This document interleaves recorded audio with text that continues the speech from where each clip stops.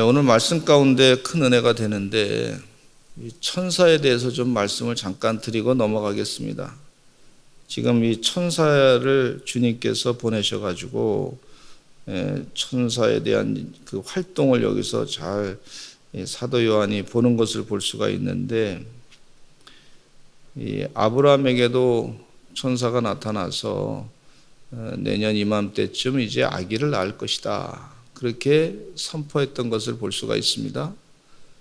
또 아브라함의 조카 롯이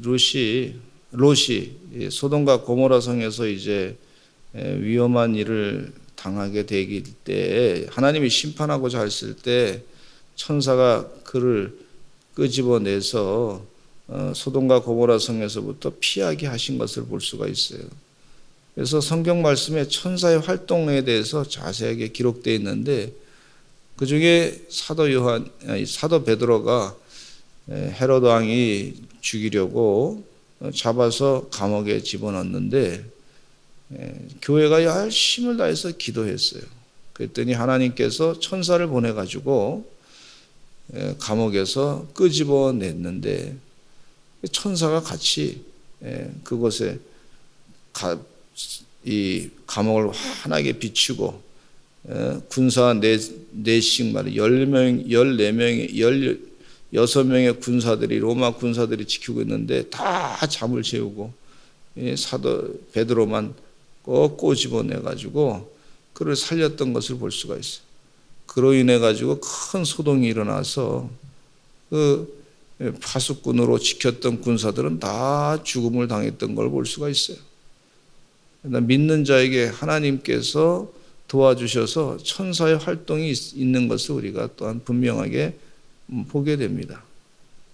또 다니엘서에 보면은요, 다니엘의 세 친구 사드락, 메색, 아벳느고가 이 풀무불에 그냥 던져질 때 우상에게 절하지 않는다 그러니까 왕이 화가 나가지고 그냥 그 풀무불에 던져놓는데, 그 세 사람이 아니라 한 사람이 더 나타나가지고 그 불타는 곳에서 천사가 같이 왕래하면서 이 다니엘의 세 친구들이 하나도 타지 아니하고 거기서 살아났던 것을 볼 수가 있어요. 천사가 도와주신다 하는 그런 은혜의 체험이 있게 되는 줄로 믿습니다. 천사, 하나님의 돕는 자, 하나님의 사역을 하는 자, 천사가 있음을. 어떤 분은 간증을 들어보니까 차를 타고 가다가 교통사고 났는데 자기 몸이 붕 떴는데 그 붕 떠가지고 말이죠, 땅에 떨어질 때 무슨 이불에 그냥 탁 이렇게 누이듯이 말이죠, 그렇게 떨어졌다 그러시더라고요. 하나님께서 손으로 이렇게 받쳐준 것 같은 그런 느낌이었다 그러더라고요. 그래서 차는 완전히 다 망가졌는데 하나님이 살려주셨습니다, 천사가 도우셨습니다, 그러는 거예요. 하나님이 도와주셨습니다. 우리 사람이 뭐 많이 본다고 하고 나노 과학적으로 뭐 다 이렇게 한다 그러지만 다 보지 못합니다. 천사가 때로는 우리 눈에 보지 않는 그런 활동을 하고 계시다고 하는 것을 또 우리가 생각하게 되는데, 이 성경 말씀에 그 천사를 믿는 그런 신앙이 있었던 것을 볼 수가 있어요. 그렇다고 해서 천사가 신앙의 대상은 아니죠. 여기 성경 말씀에 분명히 말씀해 주고 있어요. 우리 믿음의 대상은 하나님이시고 예수 그리스도시고, 경배할 대상은 하나님이시고 예수 그리스도이신 줄로 믿습니다. 주님께서 우리보다 앞장서 일하신다고 하는 사실을 늘 깨닫습니다. 다니엘이 사자굴 속에 들어갔을 때에 그 사자들의 입을 다 막아놓고 했던 것은 다 천사들이 와서 말이죠, 그를 다 지켜주시고 보호하시는 줄로 믿습니다. 저는 어렸을 때 우리 교회 학교 다니면서 선생님들이 이 천사에 대한 말씀하실 때 얼마나 실감나게 말씀하시는지 말이죠. 참 제가 좀 표현력이 부족한데 그 말씀 들으면서 너무 은혜를 받았어요. 무슨 일하든지 천사가 도와주시는구나. 하나님의 사자가 있는데 그 하나님의 사자가 힘이 돼서 나를 도와주시고 지켜주시고 인도해 주시는구나. 그래서 우리 대한민국도 하나님 은혜 가운데 이 하나님의 사자가 지켜주신다. 하나님의 천사가 지켜주신다. 그런 생각을 하게 돼요.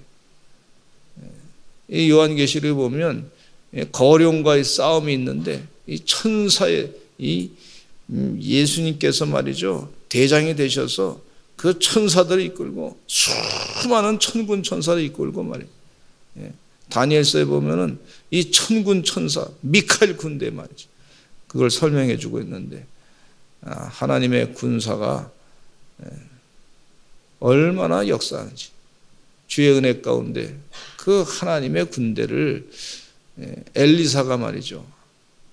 엘리사의 그 종이었던 게하시가 이 아람 군대들이 그냥 쫙 바깥에 진지가 있었어요. 그래서 우리 죽게 됐다고 엘리사한테 막 얘기했더니 엘리사가 말이죠, 걱정하고 있을 때 그 게하시가 걱정하고 있을 때 엘리사가 게하시의 눈을 뜨게 해가지고 다시 한번 보라 그랬더니 하나님의 군대가 말이죠, 이 아람 군대보다 더 많아지는, 더 많은 걸 보면서 마음 가운데 굉장히 기뻐했다는 거예요. 주의 은혜 가운데 하나님의 군대가 더 크다고 하는 사실을 영안이 띄어져서 보시는 하나님의 종들이 되시기를 간절히 축원합니다. 그러니까 막 그냥 두려워 떨던 게하시가 두려움이 싹 사라지게 됐어요. 하나님의 군사가 크구나. 세상의 군사보다 더 많은 군사가 존재하는구나. 사도 바울에게 바알에게 무릎 꿇지 않은 7천의 용사를 내가 남겨뒀다 한 것처럼 말이죠. 그와 같은 하나님의 군사가 존재하는구나. 믿음이에요. 주의 은혜 가운데 천군 천사가 우리를 지켜주시고 보호하시고 인도하심을 믿으시고 매일같이 믿음 안에서 신앙생활 열심을 다해서 감당하시는 주의 종들이 되시기를 간절히 축원합니다. 여기 6절로부터 7절까지 말씀해 보면은요, 말씀을 지키는 자는 복이 있다 그렇게 말씀해 주고 있는데, 이 하나님께서는 그의 종들에게 반드시 속히 될 일을 보이려고 천사를 보내주셨어요. 천사를 통해서 전해진 이 말씀은 믿어야 할 말씀이죠. 두루마리에 적힌 예언의 말씀을 지킨다 하는 것은 순종의 의미라고 볼 수가 있는데, 성도는 예수 그리스도의 재림을 기다리면서 말씀에 순종하게 됩니다. 이 말씀을 읽고 듣고 지키는 자가 복이 있다 그랬어요. 주의 은혜 가운데 우리 귀한 성도들은 주의 말씀을 듣고 지키는 자는 복으로 그 복의 삶을 사시는 줄로 믿습니다. 근데 주의 말씀을 지킬 때 이게 참 쉽지가 않습니다. 왜냐하면 현실과 이 다른 그런 주의 말씀을 현실에서는 막 그냥 세상의 말을 자꾸 들으라고 강요하지 않습니까? 그 말을 듣지 아니하면 핍박이 따르고 그 말을 듣지 아니하면 나에게 손해가 따라오고 그러는데, 그러나 진정한 복 있는 자의 삶은요, 주의 말씀을 잘 듣고서 지키는 자가 복이 있는 자가 되는 줄로 믿습니다. 요한계시록 1장 3절에도 보면 예언의 말씀을 듣고 지키는 자는 복이 있습니다 그렇게 말씀해 주고 있어요. 복 있는 사람인 줄로 믿습니다. 따라서 합시다. 나는 복 있는 사람입니다. 왜 그러냐면 하나님 말씀을 듣고 지키기 때문에 복이 있는 자가 되는 걸 볼 수가 있어요. 예수님께서도 팔복의 말씀을 하고 계시고 있어요. 이 팔복의 말씀, 귀한 말씀이죠. 예수님이 산상수훈 설교할 때 이 첫 메시지가 복의 말씀을 하고, 복의 말씀. 아브라함은 복의 근원이라고 말씀하셨어요. 복의 근원. 내 고향 하란을 떠나라 말이지. 내가 내게 지시할 땅으로 가라. 그리하면 너를 복의 근원이 되게 할 것이다. 하나님이 복을 주시는데 어떤 복을 주시냐면 하늘의 별을 보게 하시고 또 바다의 모래를 보게 하시고 내 후손이 이와 같이 하늘의 별과 같이 바다의 모래처럼 많아질 것이다. 그렇게 말씀하고 계시는 것을 볼 수가 있어요. 우리들도 그런 하나님의 복을 받은 자로 살아가시기를 간절히 축원합니다. 긍정적인 믿음을 자꾸 가지셔야 돼요. 하나님의 복 주신다. 복의 근원이시다. 또 성경 말씀에 신명기에도 보면 복에 대한 말씀이 많이 나와 있는 걸 볼 수가 있어요. 하나님의 계명을 지키면 들어가도 복받고 나가도 복받고 성읍에 있는 귀한 자녀들이 복을 받는다 그랬어요. 자꾸 선언하시기를 간절히 축원합니다. 하나님 복 주실 줄로 믿습니다. 말씀 가운데 시편의 1편 말씀에 보면 복 있는 자는 악인의 꾀를 쫓지 아니하며 죄인들의 길에 서지 아니하며 오만한 자의 자리에 앉지도 않는다 그랬어요. 오직 주의 말씀을 주야로 묵상한다 그랬어요. 주님 은혜 가운데 복 있는 자로 살아가시는 우리 서산제일감리교 성도들 다 되시기를 간절히 축원합니다. 또 주님 은혜 가운데 그 성경 말씀 요한계시록에 보면 주 안에서 죽는 자들은 복이 있다 그랬어요. 세상 사람들은 죽는 것 자체를 복이 없다 그렇게 얘기하는데 그렇지 않습니다. 사람이 언젠가 때가 되면 육신의 장막을 벗을 수밖에 없습니다. 그런데 복 있는 사람은 어떤 사람이냐면 주 안에서 죽는 자들은 믿음 안에서 살다가 죽는 자들은 복이 있다. 영생의 복이 있다. 그렇게 말씀해 주고 있어요. 찬란한 영광의 면류관과 영생의 복이 있다고 말씀해 주고 있어요. 또 내일 성경 말씀 가운데는 매일 두루마기를 빠는 자는 복이 있다 그랬어요. 죄를 깨닫고 회개하는 자의 복에 대해서 또 말씀해 주고 있어요. 우리 성경 말씀 가운데 이 복된 말씀이구나. 그래서 성경 말씀 마태, 마가, 누가, 요한 복음 아닙니까? 복된 소식이에요. 복음. 복음으로 살아가는 주의 백성들 다 되시기를 간절히 축원합니다. 내 생각이 아니라 하나님께서 주시는 복으로 살아가시기를 간절히 축원합니다. 이 초대교회에 이 고난을 얼마나 많이 당했습니까? 복이 지금 세상에 막 그냥 황제가 막 고통을 주고 노예 생활하게 하고 참 힘들게 그렇게 막 그냥 원형 경기장에서 사람 오늘도 기독교인들 몇 명 죽었다. 여러 사람들 앞에서 그냥 사자밥이 돼서 죽었다. 화형당했다. 그런 얘기 자꾸 들려오는데 이게 얼마나 힘들어요. 순교를 당하는 그런 것들 너무 힘든데 그런데 그럼에도 불구하고 그들은 하나님이 주시는 복을 믿고 살았어요. 주의 말씀을 듣고 듣는 자도 복이 있고 지키는 자도 복이 있다. 그리고 생명록에 그의 이름이 기록되는데 그가 행한 대로 하나님께서 반드시 갚을 것이다. 그렇게 말씀해 주고 있어요. 그 다음에 8절로 9절 말씀에 요한은 천사가 전해주는 엄청난 계시에 굉장히 놀랍게 압도됐어요. 그 소식을 전해준 천사에게 경배하라고 합니다. 천사가 왔으니 경배하라고. 얼마나 좋아요, 천사. 좋은 소식을 주니까. 힘든데 그냥 하나님의 좋은 소식을 받으니까 막 그냥 너무 기쁜 거예요. 그래서 막 천사를 경배의 대상으로 삼으려고 했는데 그랬더니 천사가 말하기를 오직 하나님께 경배하라. 그렇게 말씀해 주고 있어요. 천사는 경배 대상이 아니에요. 따라서 하시죠. 오직 하나님께 경배하라. 하나님께 경배하라. 아무리 위대한 종이라 할지라도 그를 경배의 대상으로 삼으면 그건 이단이 되는 거죠. 아무리 대단한 세상에 큰 일에 성도들을 많이 모았어.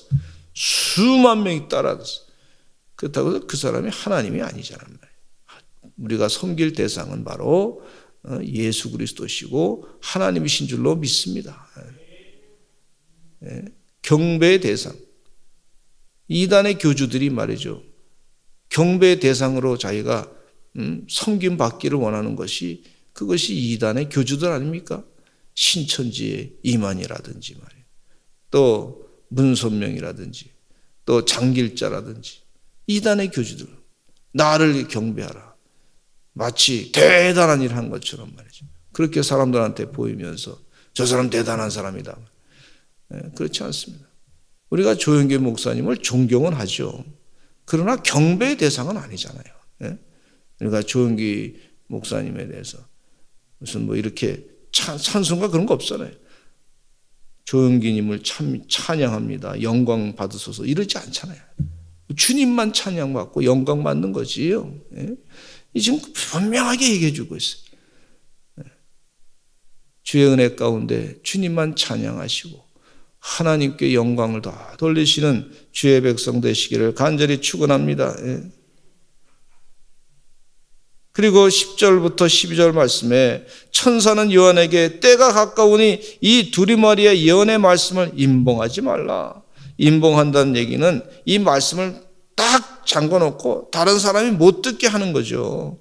그러니까 그 예언의 말씀을 임봉하지 말고 그것을 다 사람들에게 알려지게 그렇게 애쓰라.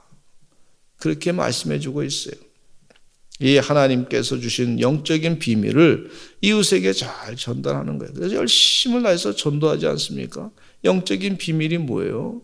예수님 때문에 우리가 죄사함 받고 영생의 삶을 살고 의인으로 살아가고 천국의 시민으로 영생을 살고 주님 다시 재림하실 때 부활체의 모습으로 변화돼서 바꿔져서 영원한 세상을 주님과 함께 다스리는 것이 아닙니까? 이게 비밀이란 말이에요. 성경 말씀에 비밀이 있는데 이거 아무리 전해도 또 비밀에 대해서 무관심한 사람이 있어요. 그것은 그 사람들에게 이게 닫혀진 것이다 그렇게 볼 수 있는데 주의 은혜 가운데 그럼에도 불구하고 하나님께서 듣고자 하는 사람에게 이 영적인 비밀을 자꾸 전해야 될 줄로 믿습니다. 여기 보면 행한 대로 갚아주신다 그랬어요. 한번 따라서 합시다. 행한 대로 갚아주신다. 내가 속히 오리니 행한 대로 갚아줄 것이다.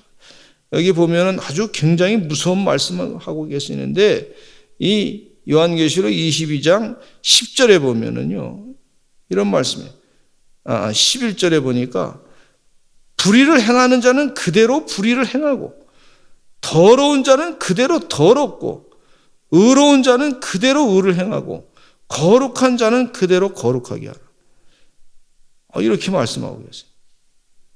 이게 무슨 말씀인가냐면 이 말씀을 듣다 보면 제가 신학교 처음에 갔더니 민영진 교수님이 이 말씀에 대해서 말씀하시더라고요. 아무리 전도해도 안 듣는 사람은 할 수 없다는 거예요. 하나님이 심판하시는 거예요. 그런 얘기 하시더라고요. 좀 성경 말씀을 듣다 보니까 아니 다 주님은 사랑하시고 주님의 소원은 모든 사람이 다 구원받는 게 소원인데 맨 마지막에 보니까 이런 말씀을 하고 계시는 것을 보면서 이제 마지막 때에는 열심히 전도하고 말하고 그래도 듣지 않는 것은 결국은 하나님께서 갚아주신다. 그대로 갚아주신다 하는 무서운 말씀하고 계시더라고요. 그 성경 말씀이요. 사랑의 말씀이에요. 다 구원하려고 애를 써요. 그러나 마지막 때 심판 때는 정확하게 심판하신다는 그런 메시지더라고요. 그래서 그 말씀을 들으면서 그런데 그 심판 때는 정확하게 심판하시는데 구원받을 사람은 정확하게 또 구원받고 그에 따라서 주신 상급이 너무 큰 것을 또 말씀해 주고 계시는 걸 볼 수가 있어요. 주의 은혜 가운데 하나님의 큰 상급을 받으시는 우리 서산제일감리교 성도들 다 되시기를 간절히 축원합니다.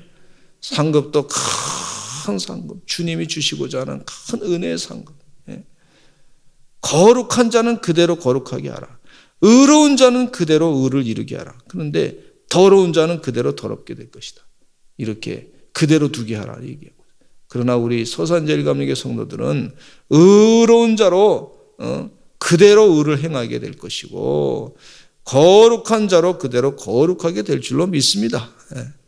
지금 이 신앙생활 하면서 새벽을 깨어 기도했는데 아무나 그렇게 새벽 깨어 기도하는 거 아니에요, 여러분. 거룩한 생활하는 말씀과 기도로 거룩하게 되는 생활에 힘쓰는 사람들이죠. 그대로 이대로 거룩하게 되시길 바랍니다. 그대로 의로운 자가 되시기를 간절히 축원합니다. 우리 다 같이 주여 많이 하시고 통성으로 기도하겠습니다. 우리 주님 속히 오신다고 하셨는데 주의 은혜 가운데 영적으로 두리의 말의 예언의 말씀을 지키는 자로 복 있는 사람이 되게 해주시고 그대로 의로운 자로 의롭게 행하게 해주시고 거룩한 자로 그대로 거룩하게 살게 하여 주시옵소서. 또 천사를 동원해서 하나님께서 거룩한 자 의로운 자를 다 하나님이 지켜주시고 보호하시는데 또 큰 복을 주시고자 하시는데 이 마지막 때 영적인 축복을 다 누리게 하여 주시옵소서. 우리 다 같이 주여 많이 하시고 통성으로 기도하시고 아프신 분들을 위해서 꼭 중보해서 기도해 주시기 바랍니다. 우리 이상학 성도님을 위해서 기도해 주시기 바랍니다. 수술하시는데 깨끗하게 치료받게 해 주시옵소서. 우리 주여 많이 하시고 기도하겠습니다. 주여